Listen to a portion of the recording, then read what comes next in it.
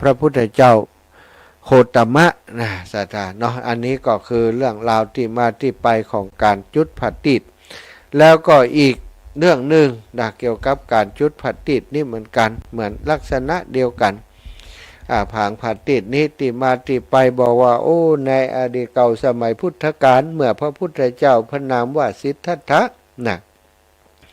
ในพัทธกัปก่อนหน้าพัทธกัปของเฮานี้นะก่อนหน้าพระพุทธเจ้าโกนาคมนะแล้วสถามีพระพุทธเจ้าพระนามว่าสิทธัตถะอุบัติขึ้น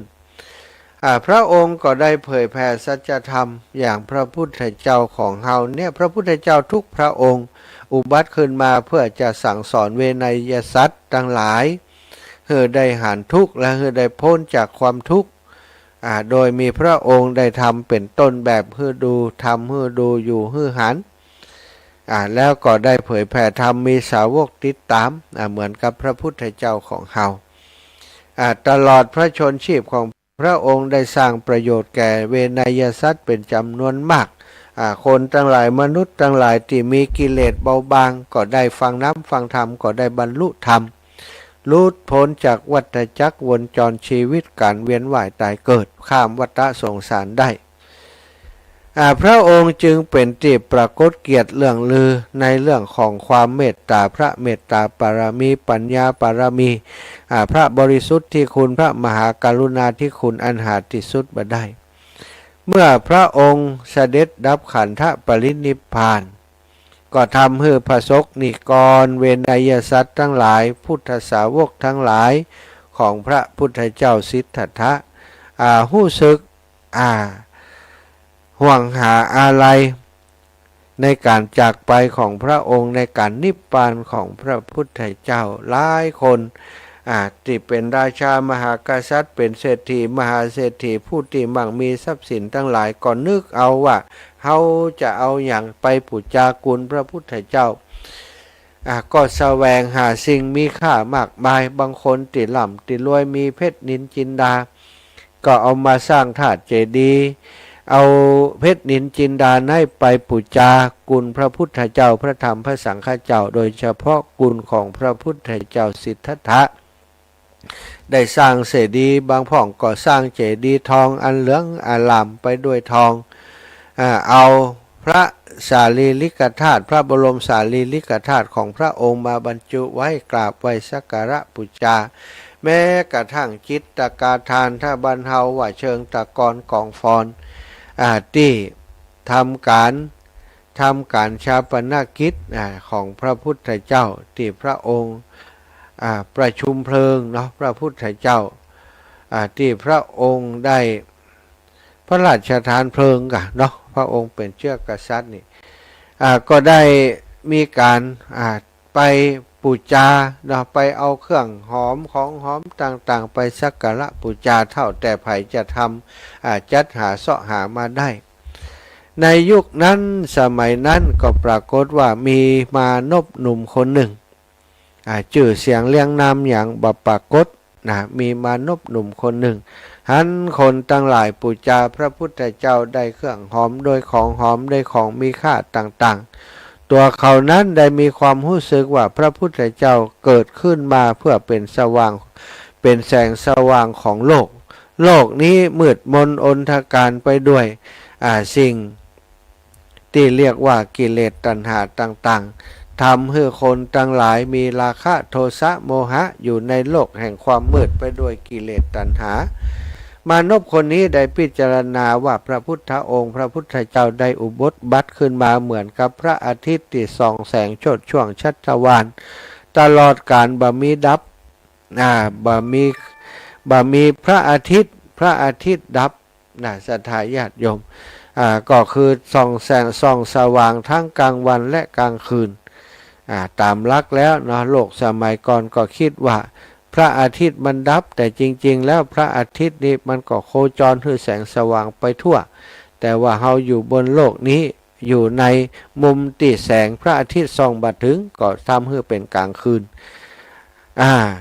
แต่ว่าคำสอนของพระพุทธเจ้านี้ส่องสว่างทั้งกลางวันและกลางคืนยิ่งกว่าแสงอาทิตย์ บุรุษคนนี้มานพคนนี้ก็เลยได้ไปเอาผ้าติดเอาผ้าติดเอาเปิดห้องว่าเอาภาชนะนะเอามาจุดมาตามใส่น้ำมันแล้วก็เอาสีสายเข้าใส่อย่างผางปฏิติธรรมเนี่ยนาสดาเอาสีสายเข้าใจเอาได้ไปพันแล้วก็จุดตามจุดตามเพื่อเกิดแสงสว่างก็ปรากฏว่าน้ำมันเชื้อเพลิงไออย่างต่างๆที่มนุษย์หนุ่มคนนี้หามาเอามาจุดตามนั้นเกิดแสงสว่างรอบเชิงตะกอนจิตกาทานของพระพุทธเจ้าสิทธัตถะสว่างรุ่งเรืองตลอดคืนก็ทำให้คนทั้งหลายที่มาสักการะบูชายังจิตกาทานของพระพุทธเจ้านั้นเกิดได้หันแสงสว่างต่างๆได้ทำกิจกรรมเป็นไปด้วยความเรียบร้อยได้เอาน้ำขมิ้นส้มปล่อยเอาสิ่งต่างๆอันเป็นเครื่องหอมของหอมเอาดอกไม้อย่างต่างๆมาสักการะบูชาจิตกาทานเฉพาะดอกไม้ก็ท่วมท้นเป็นเหมือนกับภูเขาเล็กๆภูเขาหนึ่งเครื่องหอมของหอมต่างๆก็หอมอบอวลไปทั่วแสงสว่างของผาติดที่มานพหนุ่มคนนั้นจุดตามถวายเป็นพุทธบูชาก็สว่างหลุดโลดลุ่งโลดโชติช่วงตลอดทั้งคืนทำให้เทวดา16จันฟ้า15จันดินสะเทือนสถานหวั่นไหวเทวดาได้อนุโมทนาสาธุการในกองบุญกองกุศลของมานพหนุ่มคนนั้นด้วยอานิสงส์ของการที่บูชาพระพุทธเจ้าอันเป็นบุคคลที่ควรบูชาการบูชาบุคคลที่ควรบูชาสูงสุดของการบูชาและควรบูชาก็คือพระพุทธเจ้านั่นเองเพราะพระองค์ประกอบด้วยคุณมากมายมหาศาลมานพคนนี้ได้บูชาพระพุทธเจ้าด้วยการตามประทีปตามเตียนนี้ก็ได้มีเทวดามาแส่ซองสรรเสริญในกองบุญกองกุศลทำให้คนทั้งหลายเมื่อได้ทราบข่าวการบูชาของมานพหนุ่มคนนี้ก็พากันทำตามสถานเอาผางปฏิทินมาหิดมาทำแบบที่นายมานพหนุ่มคนนี้บูชาแต่ก็บังเกิดการแส่ซองจากเทวดาแม้กระทั่งราชามหากษัตริย์ก็พยายามทำแต่ก็บ่ได้อย่างที่นายมานพหนุ่มคนนี้ได้ทำแต่ทุกคนก็ถือว่าได้บุญเหมือนกันมีจิตเจตนาอันบริสุทธิ์เหมือนกันมานพหนุ่มคนนี้ทำโดยจิตใจที่มั่นคงเที่ยงแท้ทำโดยจิตใจติดตั้งมั่นอยู่ในพระรัตนตรัยทำสิ่งนี้โดยปัญญาพิจารณาหันชอบคนที่ทำตามนั้นอาจจะมีเจตนาอยากจะฟังแค่เทวดาสาธุการสถานานพหนุ่มคนนี้บ่ได้คิดว่าเทวดาหรือไผจะมาแส่ซองสรรเสริญตัวเขาเองนั้นมีความปรารถนาเพียงแต่ว่าอยากบูชาคุณพระพุทธเจ้าเท่านั้นจึงได้ทำโดยความบริสุทธิ์ใจฉะนั้นจึงเกิดเหตุการณ์ติดแผ่นดินไหวสถานสะเทือนเรือนลั่นและเทวดาแส่ซองสาธุการในบุญใหญ่ของเขาโดยบุญใหญ่นั้นก็ทำให้เทวดามานพหนุ่มคนนี้หลังจาก เขามีความสุขตลอดชีวิตหลังจากนั้นเมื่อเขาได้ทำการได้ตายไปก็ได้ไปเกิดติดสวรรค์จันดุสิตจันดาวดึงหลายจันเป็นจอมไตรตรึงไปเป็นจอมเทวดาจอมสวรรค์ถึง31ชาติ31ภพ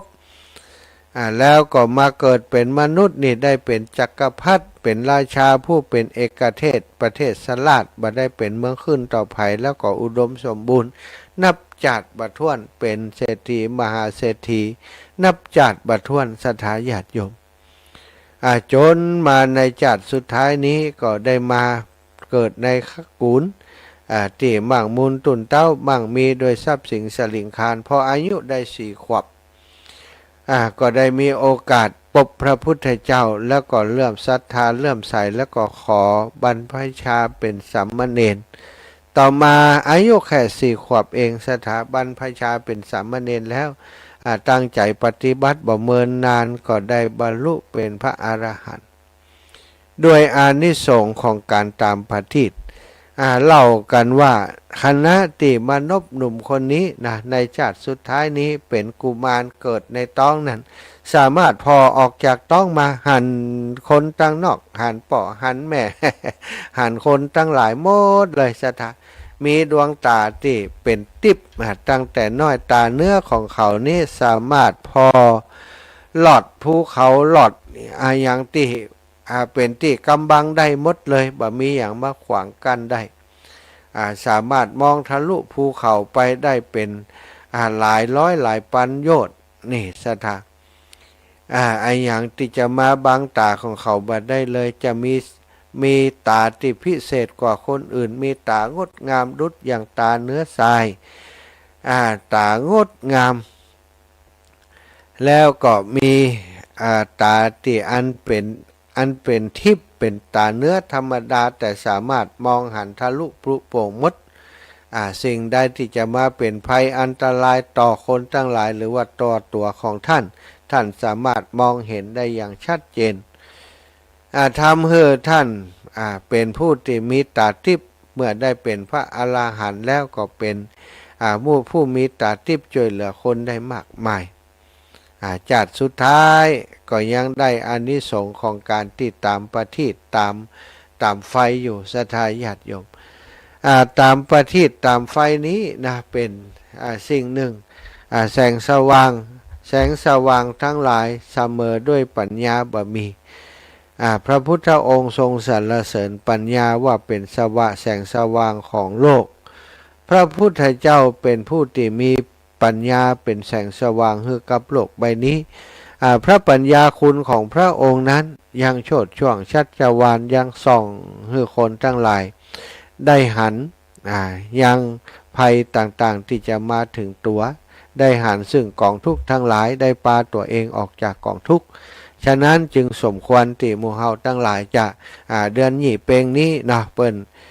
มีประเพณีอย่างนี้ก็ให้เข้าใจก้อนไกเอาสิ่งที่เป็นประโยชน์ของประเพณีเอามาคิดเอามาทำเอามายะนะทำอะไรอย่างก็ขอให้อยู่ในเหตุในผลทำไมต้องตามประทีปบ่ฮู้นะหันเปิ้นตามก็ตาม ต้องฮู้พ่องเราฮู้ติมาติไปผังประทีปนี้มีติมาอย่างใดตามเพื่ออะไรอย่างบ่ใจตามให้แจ้งบ่ได้แจ้งแต่ภายนอกบ่ได้ต้องให้มันแจ้งจากภายในตัวเปิ้นบอกว่าเป็นตัวแทนของปัญญาตามปฏิทินถ้าเฮาตามปฏิทินนั้นบัดเดียวมันมีไฟฟ้าเนาะสมัยที่มีไฟฟ้าจะไปไหนมาไหนเปิ้นก็จะอาศัยไฟแสงสว่างจากของมูลนี้มีไตมีคบมีไตมีปฏิทินอย่างมูลเนี้ยเป็นแสงสว่างก็เอาสิ่งนี้มาเป็นแสงสว่างปัญญามาเป็นแสงสว่างของชีวิตทำทุกสิ่งทุกอย่างให้ได้ใจปัญญาในการดำเนินชีวิตนะศรัทธาญาติโยมช่วงนี้อยากจะพักเสียงสักน้อยนะขออนุญาตไปดื่มน้ำ อุ่นๆสักน้อยเสียงแห้งไปแล้วฟังเพลงธรรมะสักเล็กน้อยก่อนเนอะ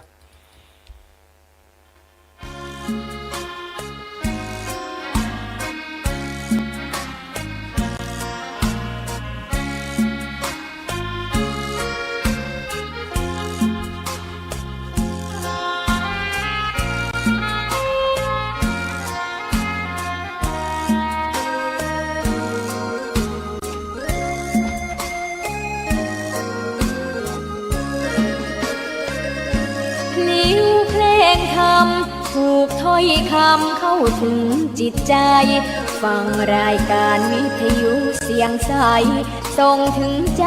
ไปสู่ปลายนาสารธรรมน้อมนำองค์พระศาสดาบอกผู้คนทั่วลาหันมาเข้าวัดฟังธรรมคลื่นเสียงนี้เป็นคลื่นธรรมะจากใจส่งถึงบ้านไกล ฟังได้สุขใจล้ำยามดึกดื่นค่ำคืนมีงานต้องทำเป็นคลื่นสารธรรมเน้นย้ำธรรมะเพื่อนใจเสียงคลื่นธรรมบอกหลักธรรมให้คลายความเหงาฟังเสียงธรรมะเบาเบาบอกเล่าถึงคนบ้านไกลสื่อธรรมะบอกลดละระหว่างด้วยใจสื่อไปถึงสวงในเข้าใจหลักธรรมหลักดีลิ้วเพลงธรรมผูกสัมพันธ์จิตใจร่าเริงฟังสาระธรรมะบันเทิงรื่นเริงในชีวิตยามวันว่างเดินทางไปเยี่ยมสถานีนัดพบกันน้องพี่วันนี้วันดีวันเสาร์สวดมนต์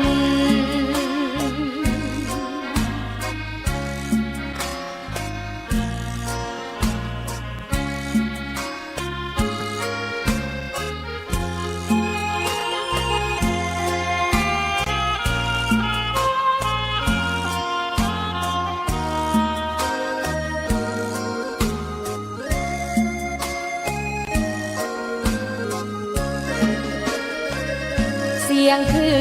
นธรรมบอกหลักธรรมให้คลายความเหงาฟังเสียงธรรมะเบาเบาบอกเล่าถึงคนบ้านไกลสื่อธรรมะบอกลดละระหว่างด้วยใจสื่อไปถึงสวงในเข้าใจหลักธรรมหลักดีลิ้วเพลงธรรมผูกสัมพันธ์จิตใจร่าเริงฟังสาระธรรมะบันเทิงรื่นเริงในชีวิตยามวันว่างเดินทางไปเยี่ยมสถานีนัดพบกันน้องพี่วันนี้วันดีวันเสาร์สวดมนต์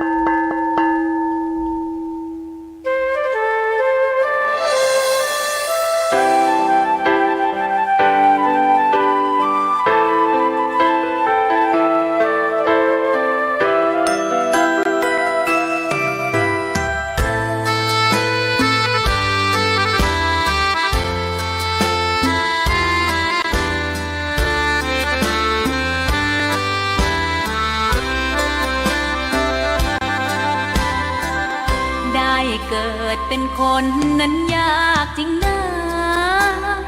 เพราะพุทธศาสนายิ่งแสนยากเย็นคนไทยโชคดีที่สุดแล้วมีแก้ว3 ดวงงามเด่นมีวัดซึ่งเป็นนาบุญยิ่งใหญ่มีศาสนาพุทธประจำชาติไทยอยากหล่ออยากสวยเราต้องรักษาศีลอยากมีอันจะกินต้องหมั่นทำบุญทำทานเอาไว้เข้าวัดสวดมนต์ฝึกฝนสติให้ว่องไวรีบทำตอนที่เราทำเองได้อย่ารอจนตายถึงเข้าวัดวา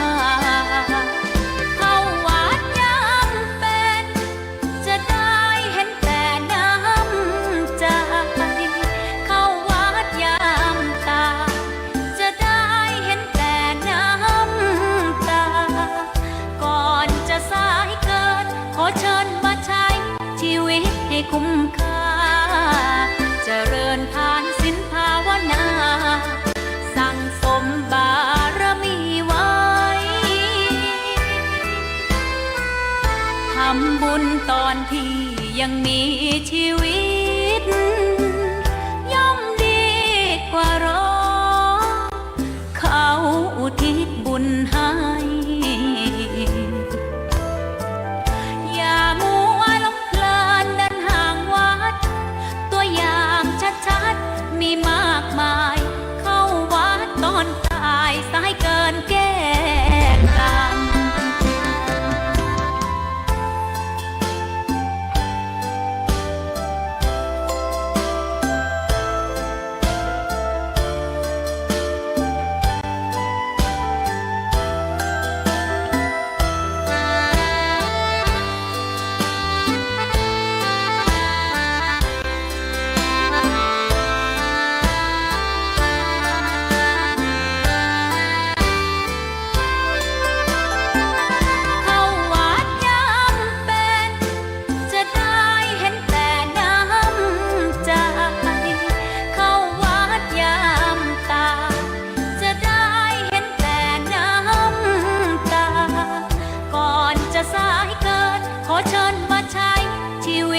คุ้มค่าเจริญทานศีลภาวนาสั่งสมบารมีไว้ทำบุญตอนที่ยังมีชีวิตย่อมดีกว่ารอเขาอุทิศบุญให้อย่ามัวหลงเพลินเดินห่างวัดตัวอย่างชัดๆมีมากมายเข้าวัดตอนตายสายเกินแก้กรรมเข้าวัดยามเป็นผลบุญหนุนนำเข้าวัดยามเป็นจะได้เห็นแต่น้ำใจเข้าวัดยามตายจะได้เห็นแต่น้ำตาศรัทธาญาติโยมพ่อได้พักเสียง วันนี้ใจเสียงนาคเนาะไปงานกฐินที่วัดผาแมววันสุดท้ายพอดีก็ได้ไปเป็นโฆษกได้ไปเป็นพิธีกรได้ไปอุปจากับศรัทธาญาติโยมโดยเป็นสปะเฮือเปิ้นเป็นตึงสะพานบุญเป็นตึงเจ้าภาพ แล้วก็ไปเป็นโฆษกเฮือแหมเนาะเจ้าบ้านเปิ้นบาคล่องในเรื่องของศาสนพิธีแล้วก็การอุจากับแขกเรือต่างๆก็เลยจำเป็นสถานใดอุได้จาช่วยกับอาจารย์วัดเปิ้นก็ทำให้ทั้งปั่นปอนให้สถานที่เอาหงตาลมาโดยเนาะเสียงแหบเสียงแห้งตะกี้ก็ได้จัดรายการไป1 ชั่วโมงเมื่อตอนหัวค่ำก็เป็นเหตุหนึ่งที่ทำให้วันนี้ใจเสียงเยอะไปหน่อยทักทายกับอีปออีแม่ทั้งหลายเนอะพี่น้องศรัทธาญาติโยมทุกที่ทุกแห่ง28 สถานีติดตามรับฟังรายการอยู่ในขณะนี้หลายคนไปวัดไปวาปิกมาวันนี้หลวงพ่อเมืองฝางบ่ใจกะ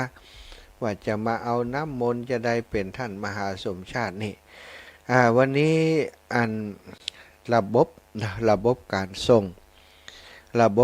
เสียงส่งการส่งเสียงมาจากสถานีวิทยุวัดพระพุทธบาทอุดมหรือว่าสถานีของที่หลวงพ่อได้ใจออกอากาศอยู่นั้น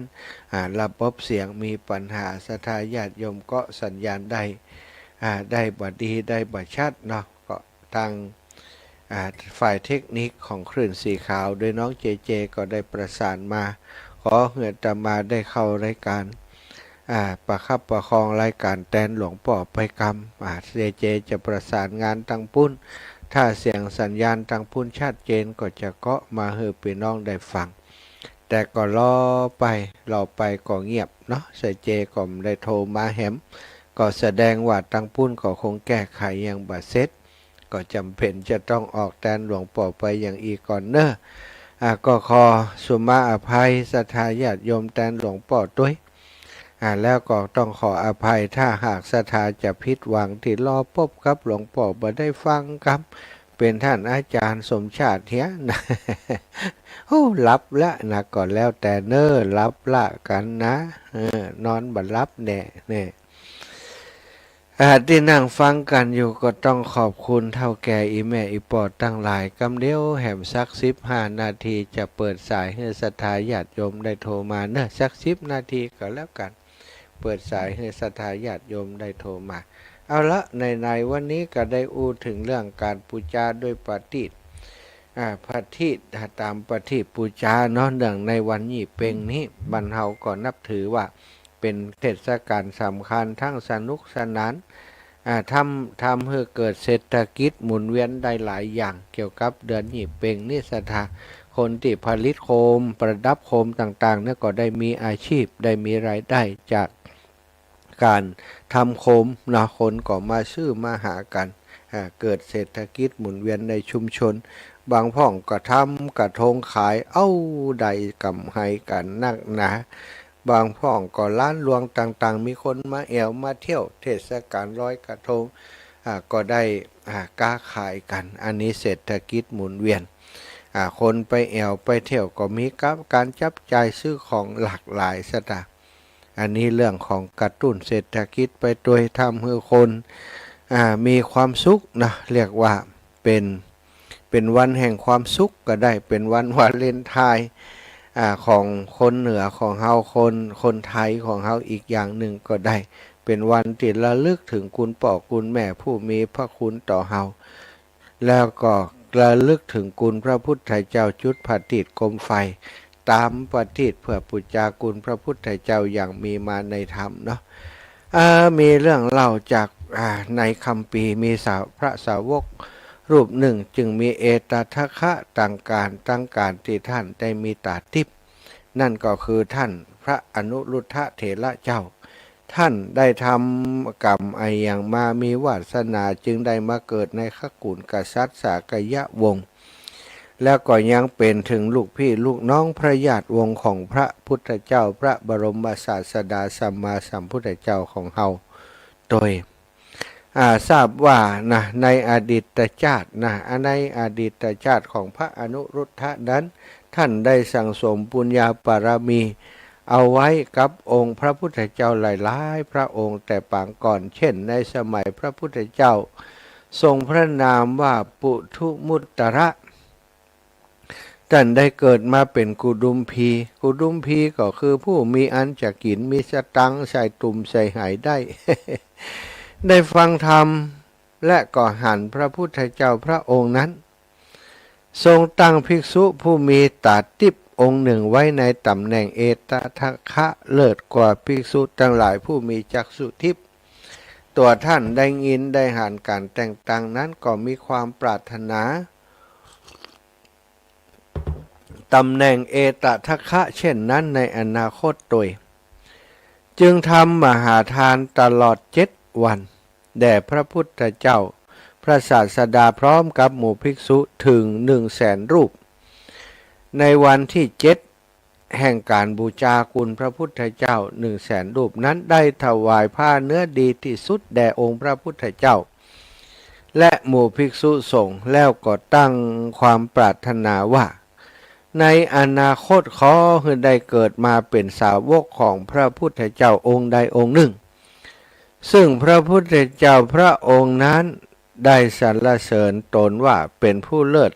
ตั้งที่พระจักษุนี่ปรารถนาพบพระพุทธเจ้าแล้วก็ปรารถนาเป็นพระอรหันต์ปรารถนาเป็นผู้เลิศกว่าภิกษุทั้งหลายที่มีตาทิพย์เมื่อพระศาสดาปทุมุตตระพุทธเจ้าได้ทรงหันความสำเร็จของกุดุมพีว่าจะ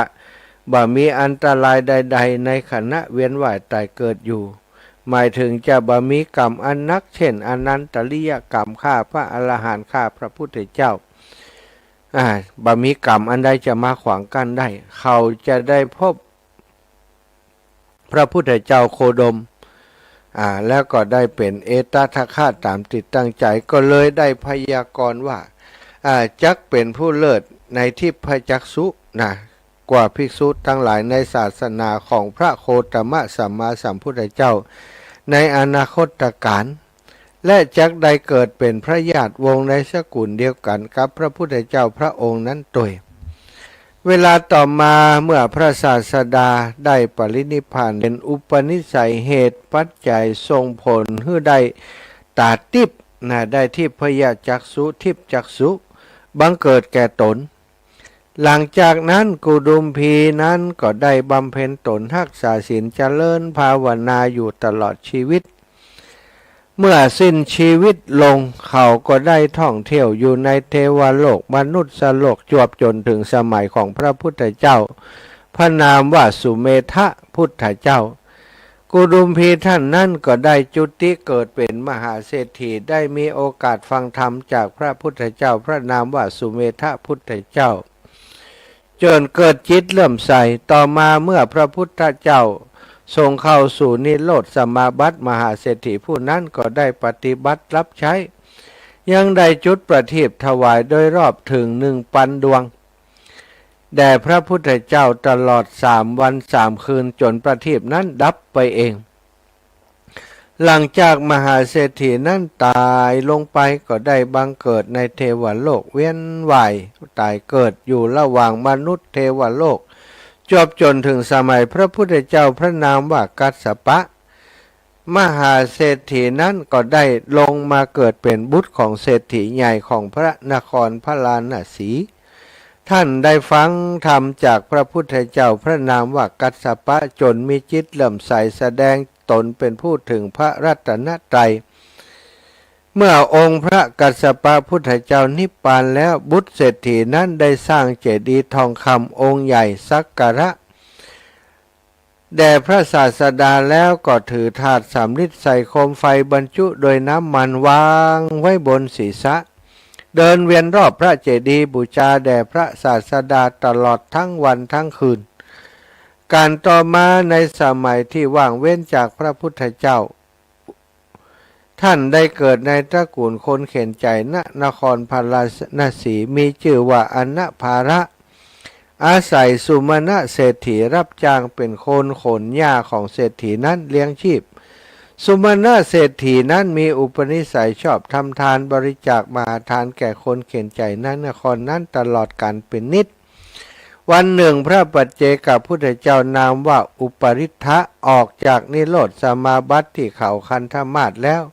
ตรึกตรองว่าวันนี้จักทำความอนุเคราะห์แก่ไผ่ดีหนอจึงได้ทราบโดยญาณเล็งหันความปรารถนาของนายอนะภาระ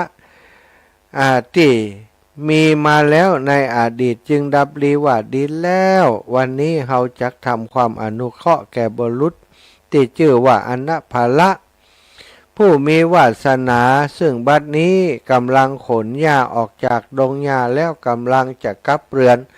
เห็นทีเฮาคงจะต้องไปดักรอเขาคิดดังนี้แล้วพระปัจเจกพุทธเจ้าก็ถือเอาบาทจีวรเหาะไปโดยฤทธิ์ปรากฏนายเฉพาะต่อนายอนะภาระมนพนายอนะภาระหันพระสมณะถือบาทเปล่าในมือมายืนอยู่ตรงหน้าจึงถามว่าท่านขอรับได้ภิกษามาบ้างหรือยังได้เข้าได้น้ำมาแล้วพ่องกอพระปัจเจกพุทธเจ้าจึงตอบว่าก็เฮาจักได้ภิกษาหารจากท่านผู้มีบุญนี่ไงมาได้กำเตี่ยจะได้จากท่านนั่นกะวะ นายอนะภาระมานพจึงกล่าวขึ้นว่าท่านผู้เจริญท่ากันนั่นขอพระเป็นเจ้าโปรดรอสักครู่เนอะว่าดังนี้แล้วก็ทิ้งหาบยาไว้ระหว่างทางก็รีบวิ่งไปสู่เรือนโดยเร็วพร้อมถามภรรยาว่าแม่มันพัดส่วนที่น้องเก็บไว้อาหารที่น้องเก็บไว้เพื่อปีมีอยู่ก่อภรรยาตอบว่ามีอยู่ปีอนะภาระมานพจึงรีบวิ่งกลับมาที่พระปัจเจกพุทธเจ้าที่กำลังยืนถือบาตรอยู่โดยเร็วแล้วตรงเข้าไปขอรับบาตรจากพระปัจเจกพุทธเจ้าวิ่งนำไปสู่เรือนของตนด้วยความลิ่งโลดยินดีและคิดว่าเวลาที่เฮาต้องการบำเพ็ญบุญทายธรรมของเฮาก็บ่มีเวลาที่ทายธรรมของเฮามีคนที่จะรับทายธรรมก็บ่มีแต่วันนี้ คนที่จะฮับตานก็มีแล้วทายธรรมก็มีแล้วช่างเป็นลาภอันประเสริฐของเฮายิ่งน้อยนายอนัพาละพอวิ่งถือบาตรมาถึงเรือนก็ตรงเข้าไปในโรงควันน้ำอาหารที่ภรรยาจัดเตรียมไว้เพื่อตนเทลงในบาตรแล้วก็เดินถือบาตรที่เต็มไปด้วยอาหารนำกลับมาถวายแก่พระปัจเจกพุทธเจ้าตั้งความปรารถนาว่าด้วยผลทานอันนี้คำว่าบ่มีอัตตคัดสนอย่าได้เกิดมีแก่ข้าพเจ้าชื่อว่าคำว่าบ่มีอย่ามีแล้วในภพน้อยภพใหญ่ในชาติต่อไปด้วยเถิดท่านเจ้าข้าขอข้าพเจ้าพึงพ้นจากการเลี้ยงชีพอันฝืดเคืองหันปานนี้อย่าได้ยินคำว่าบ่มีอีกเลยมันตุกลำตุกเหลือเนาะบ่มีอย่างเปิ่นตั้งแต่นี้ไปขอเถิดท่านข้าพเจ้าขอเป็นผู้ที่มั่งมูลตุนเต้าจะไปมีคำว่าบ่มีบ่มีนี่จะไปได้ยินว่า พระปัจเจกพุทธเจ้าก็ทำการอนุโมทนาว่าขอความปรารถนาของท่านจงเป็นอย่างนั้นเถิดท่านผู้มีบุญมากดังนี้แล้วก็หลีกไปในขณะที่อนัพพาละทำทานอยู่นั้นเทวดาผู้สิงสถิตอยู่ในคลังมหาสมบัติของสุมาณเศรษฐีจึงกล่าวว่าน่าชื่นใจจริงๆช่างเป็นทานอันยอดเยี่ยมอันนายอนัพพาละได้ถวายไว้ดีแล้วต่อพระอุปริทธปัจเจกพุทธเจ้าดังนี้แล้วเทพยาดาเหล่านั้นก็สาธุการขึ้น3 ครั้งครั้งนั้นเศรษฐีพอได้ยินเสียงสาธุการสนั่นลือลั่นเช่นนั้นจึงกล่าวกับเทพยาดาเหล่านั้นว่าพวกท่านมองบ่หันในเวลาที่เฮาบริจาคทานมาอย่างยาวนานตลอดเวลานั้นเลยกาจะได้ท่านบ่หันสาธุการกับทานที่เฮาทำเลยเทพพยาดาเหล่านั้นจึงตอบท่านเศรษฐีไปว่าข้าพเจ้านั้นหันการบริจาคทานของท่านแล้วบ่มีเหตุให้สาธุการโดยเพราะ1ท่านบ่ได้ให้ทานแก่ผู้มีศีล2ท่านบ่ได้อัตตคัดสนแล้วจึงได้ให้ทานเหมือนนายอนัพพาละผู้คัดสนแล้วยังมีจิตคิดจะให้อาหารมื้อแรกมื้อเดียวของวันเขายังยินดีที่จะบริจาคให้กับคนอื่นนี่อาหารมื้อเดียวนี่ตมได้กินแล้วนะศรัทธายังยอมบริจาคให้แก่พระปัจเจกพุทธเจ้า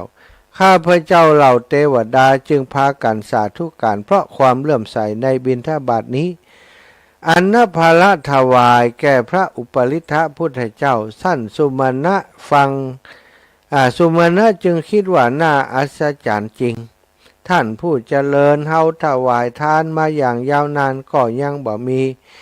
ยังบ่สามารถยังเทวดาให้เปล่งสาธุการได้อนัพพาละนี้อาศัยเฮาเป็นอยู่แต่ฮับจ้างเฮาให้ทานอาหารมื้อแรกมื้อสุดท้ายของวันที่ตนมีแก่พระปัจเจกพุทธเจ้าผู้มีศีลทำให้เทวดาสาธุการด้วยการใส่บาตรหนเดียวเท่านั้นได้เฮาจะต้องหาวิธีทำให้ทานของเขามาเป็นของเฮาเสียเลย คิดดังนี้แล้วเศรษฐี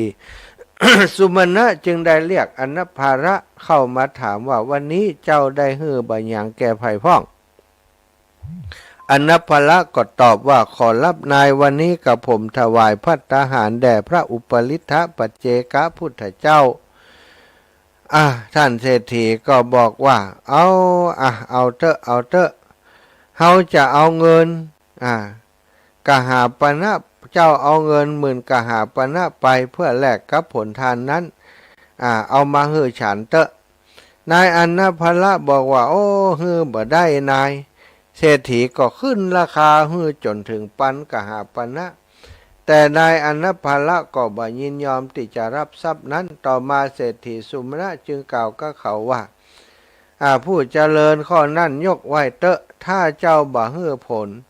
ของการใส่บิณฑบาตทั้งหมดแก่เฮาจงถือเอาทรัพย์1,000แล้วแบ่งส่วนแห่งบุญแก่ฉันเพียงเล็กน้อยเถิดเด้อจะขอหมดเปิ้นบ่บอกว่าถ้าแบ่งสักน้อยเอาตังไปหมดนั่นแบ่งสักน้อยได้ก่อน นายอนาภละจึงกล่าวว่าอันผมจะปรึกษาพระผู้เป็นเจ้าดูก่อนจึงได้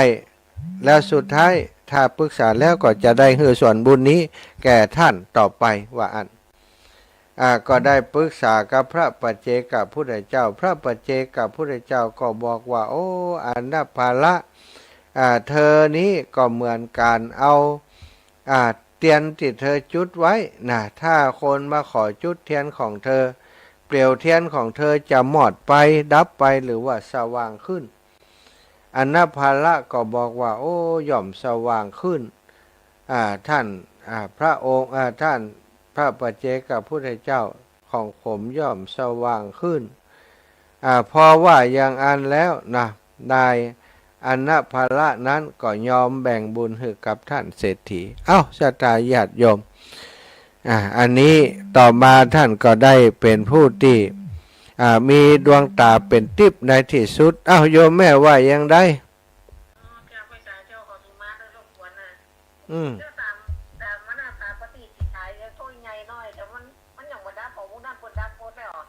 ก็ดีกะมันมันน้ำมันเชื้อเพลิงมันดีนะเทวดาเปิ่นอยากจะพอแสงเหมือนนะกะนะกะไปเนี่ยอย่างว่าก็เดี๋ยวมันก็ดับกะปล่อยอยู่กะไปมันปล่อยอยู่น่ะถ้ากว่ามันจะไม่จะอย่างก็เอาถาดใส่น้ำมาวางไว้เหียเอานั่นยองไว้อันก็ปลอดภัยเอาไว้ดีแล้วดีได้บุญใหญ่แล้วนี่จะถูกหวยกัน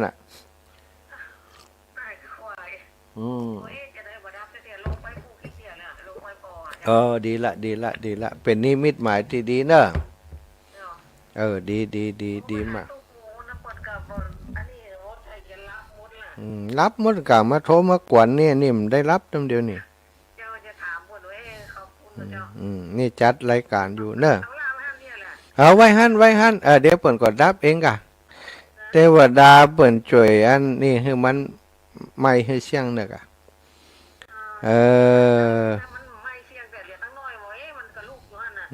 น่ะปล่อยไว้หันเนอะเจ้าดีแล้วก่อไฟเขาก็ยังที่บอกนะกะถ้าเอาถาดใส่ถาดน้ำก็เอาไว้ติดเตาไฟมันจะอย่างไปไหม้มันนะเนาะเตาไฟเตาไฟกับเตาไฟก็ปลอดไฟแล้วลูกก็ปั๊บกับป้องกันกะถ้ากว่าก็เอาน้ำวางไว้เอาถาดน้ำไปตั้งแล้วก็ตั้งไว้กลางมันจะไปไหน โอ้แล้วแต่อันเฮาขี้ข้านกึดตัวสัตว์ตัวเนอะจัดการเองถ้ามาช่วยคิดมดก็ตาย ศรัทธาญาติโยมโทรมา ว่าทางหนึ่งไปทางหนึ่งเจริญปอน0808844173เนอะถ้าจะได้สัก4-5 สายอยู่เนาะฝากความระลึกถึงไปหาโยมแม่โยมปี่โยมน้องโยมปอทุกท่านทุกคนเนอะทุกจังหวัดภาคเหนือที่ฟังรายการอยู่ต่างเมืองฝางก็ดีต่างเมืองน่านก็ดีต่างเวียงป่าเป้าเจียงไฮ้ต่างเมืองพานต่างแม่เมืองน่านก็ดีทุกท่านทุกคนเด้อเจริญปอนแม่กาบแก้วศรีอินแก้วไปศาลเจ้าฟังพระปัจเจกพุทธเจ้ากับอนาภละอยู่นี่อันนี้ถ้าใส่บาตรก็ไม่ได้เป็นนะแค่อนาภละเนี่ยเนาะถวายด้วยใจถวายด้วยใจนะเฮาได้มันก็ได้บุญแต่ว่ามันได้รับการสาธุการได้ลูกแต่ว่าบุญได้ก็ได้นั่นเทวดาอันนะกะพระอันคนทุกขนาดอาหารมื้อเดียวมื้อแรกมื้อเดียวแล้วก็มื้อสุดท้ายของวัน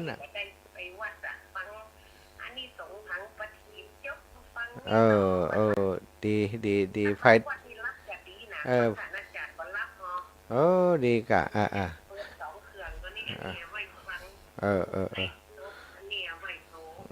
ไล่สดกับไล่ เจ้าแม่บุญรักษา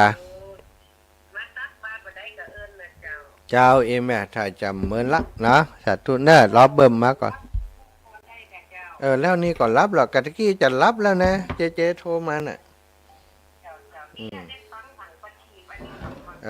เจ้าแม่อ้าวเจริญปอนแม่สายทอง ไปวัดก่อนแม่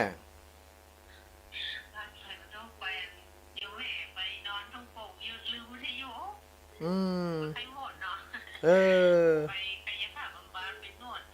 อ๋อเจ้าแม่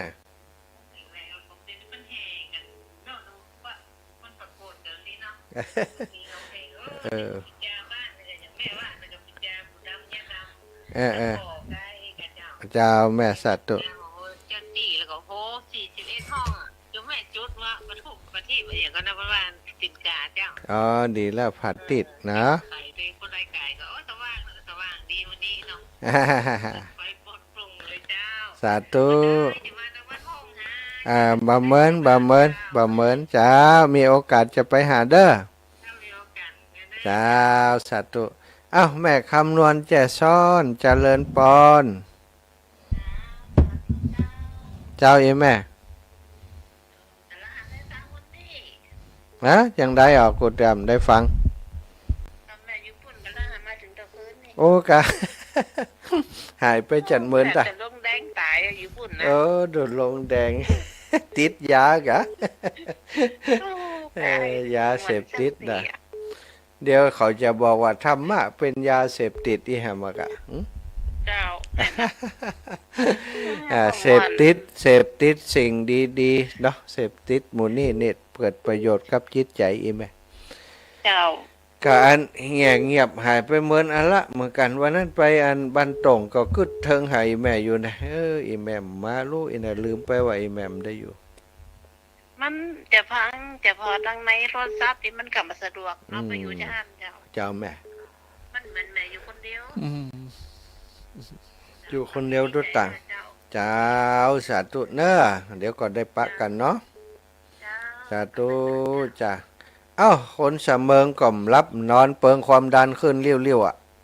ไปรับไปนอนอยากไปวัดมาบัดเดียวนี่ได้ยินเสียงหวานลึกกันนะได้ยินเสียงหวานแล้วหมดแล้วเอาอย่างมาหวานนี่อู้งังนี่พูดยังพูดม่อนพูดจะหวานเนาะท่านบุญรอดอารมณ์ดีท่านบุญรอดนะบุญรอดอารมณ์ดีหลวงปู่บุญรอดดีบ่ตั้งเสียงจังหวะนี่บอกกินข้าวก็ได้ก็ลำแล้วไปจุกันนะจุมาน้อยขึ้นดอยกันนี่ฮะแข่งกระทงพวกมันแข่งกระทงแข่งบอกไปจอบนี่โอ้ดีแล้วอย่าเปิดการกระถินวันนี้ได้ล้านไปกันเนอะโอ้ดีแล้วอนุโมทนาบุญครูบาอาจารย์จะได้พัฒนาวัดวาอารามเนาะสาธุต้นเงินตัวยังมาได้คิดเสียนะดะขอให้เพิ่นตาใครไปอยู่เสมิงละเจริญปอนแม่เพนไปตั้งใดพ่องสาวลำปูนก่อนตอนเจ้านี่ก่อกันเตศกันที่4เจ้าเริ่ม5 โมงเกิง4 5เกิงนี่เนาะตานฮื้อไผเสร็จจากตานฮื้อไผอ่ะตานไม่เป็นหน้าเจ้าไปอย่างไปหน้าตานฮื้อคนอื่นก่อนกันมันถึงได้อันนี้ขี้จินี่มาใจขี้จี้เจ้าตานให้คนอื่นเรื่อยๆเราจบเก่าก็ได้อย่างนี้ว่าไปโหตานให้คนอื่นเขาก็ได้เมื่อละไปตานหาพ่อหาแม่เข้าใจผิดเขาเฝ้าทางปฏินี่เอาเฝ้าหนังเฝ้าเจ้าแจ้งเด้อสาธุกังจ้องเหียหนังเฝ้าหันเจ้าแจ้งเจริญปอนแม่น้อยอุตุดีตุลงแม่ฟังอยู่เนอะแม่ไปวัดมาเดียวมาถึง3ปฏิบถุงมาเล่นดูแจ้งเรื่องกันนะฮะเจ้าย้ายของหัวปูนนี่นะเจ้าดีหน้าบ้านแดงหามนี่แม่พร้อมเดี๋ยวปิดไฟมวนใจปันได้เนาะเจ้าปุจาแม่ปิดไฟละฟองแดงงามดีถ่ายรูปมือพอยิ้มกะได้ถ่าย แม่อยู่ที่นอนนี่อย่าง โอ้นอนแล้วสาธุเนอเอาบุญรักษาแม่น้อยอุตุดียายพรนี่ถึงหมู่ก้านแล้วว่าฮะชีสายก็อดเอาแล้วนี่เอายายพรนี่ขยันด่ะอดทนด่ะ โอ้ทนได้ โทรมาตันฮับกับอดกับว่าย้อมโทรมาครับติดเนาะสาธุ ก็ว่าน่าจะเมากับบัจีสิเจ้าอย่าง ได้ไปประกวดนพมาศได้เปิ่นก็ปีนี้นั่งกระทงกำหนัง ถ้ามีคนไปหยิบไปเอง นั่นเอาแต่กาปีหน้าจะเอามานั่งลำปางเด้อฮะต้องเพิ่มน้ำหนักน้อยนะผอมลำไปมันดีนะเอาขอบคุณยายพรขอบคุณยายพรจะหับสายพี่น้องเมืองน่านก่อนเอาปั่นคนน้อยไปแม่สำลิดบ้านนาเหลียงนาตึ้มเขียวนาเหลียงอย่างเดียวก็เปิดเพลงดอกม่วนแต่ชอบล่ะเพลงดอกบัวนี่เจ้าธรรมะเพื่อนใจเนาะเข้าวัดยามเป็นดีกว่าเข้าวัดยามตายนี่ม่วนเนาะเจ้าดีกะไปตอนนี้ตายแล้วโธ่ผมได้ยังมานี่ไปผมน่ะเจ้าขอบคุณพี่น้องเมืองน่านก็มาแล้วเอ้าแม่เอ้ยบ้านใหม่วังมนจบละไปสาเจ้าท่านอาจารย์เจ้าโยมแม่ไปด้วยเปิ้นก่อนนี่ไปวัดก็เจ้าอันnhà có cả hiến pháp nhà có hòa miếu mẹ anh nuôi môนาสาธุเตยได้หอมเป็นเนาะเป็นอย่างนุโมทนาก็ถึงได้บุญลูกเนาะได้หันด้วยเปิ้นแล้วเนาะได้ถ่ายทอดให้ดูอยู่สาธุแม่เนอเจ้าสาธุบุญให้เจ้าอีแม่ไว้สาเจ้าสาธุเอาตะกี้ไผ่นี่ลุดไปเห็นแล้วเหลือหมดเวลาแล้วลูกเอาแม่แสงล่าเห็นน้อยอินดูแม่แสงล่าเกิดกุลแม่แสงล่าขาใจอู้เวลาจะหมดแล้วดับปิงจบข่าวศรัทธาญาติโยมขอนำรายการจากลาศรัทธาไปโดยเวลาเพียงเท่านี้ขอความสุขสวัสดีจงมีแก่ศรัทธาสาธุชนทุกคนทุกท่านเนอะจัตตารโอธรรมาวทันติอายุวันโนสุขังพระลัง